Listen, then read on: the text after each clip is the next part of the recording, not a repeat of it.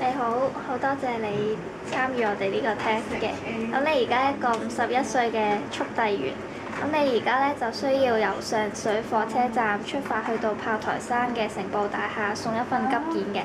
咁你咧諗住透過呢個 Apps 咧去揾一揾你去呢個地方所需嘅時間同埋途經幾多車站。咁你要用到嘅功能咧就係路線百科同埋沿線搜尋。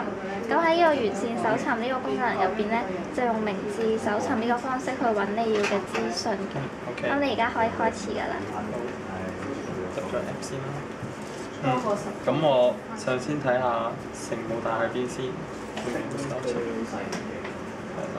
咁我打翻個城報大廈個字啊。我哋如果慢慢。呢度成報。好啦，先尋。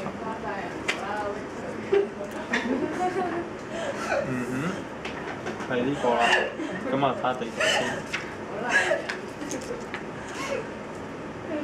OK，炮台山同天后，炮台山應該近啲，我睇清楚啲先。係啦，炮台山近啲，咁我睇下去炮台山要幾多時間。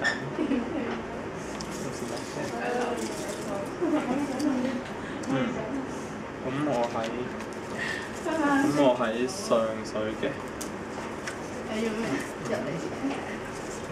去翻東鐵線先。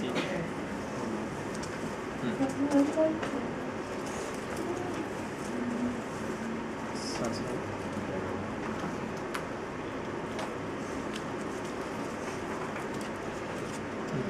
港島線。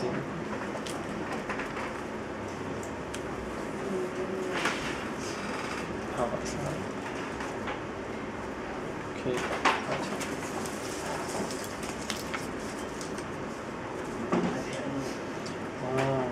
OK，原來係啦，我要去62分鐘去到啦，咁就途經係啦，途經咁嘅車站啦，咁又顯示埋途經車站。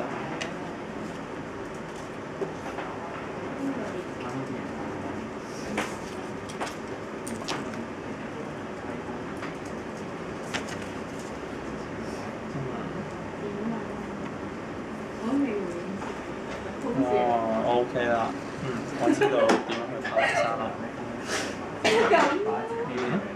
OK。好啦，呢個 test 咧就嚟到呢度。咁用完呢個 Apps 咧，你有冇發現啲咩困難，或者你覺得有咩地方需要改善嘅咧？其實都冇咩改善啊，我覺得成個 Apps 都好清晰咯，即係啦，有啲嘢可能我打唔到嘅就黑咗，跟住有即係。好多嘢我都知道係撳定係拉咁樣，我覺得好 OK 啦，係啦，成個界面。唔該晒你。OK。咩手續啊？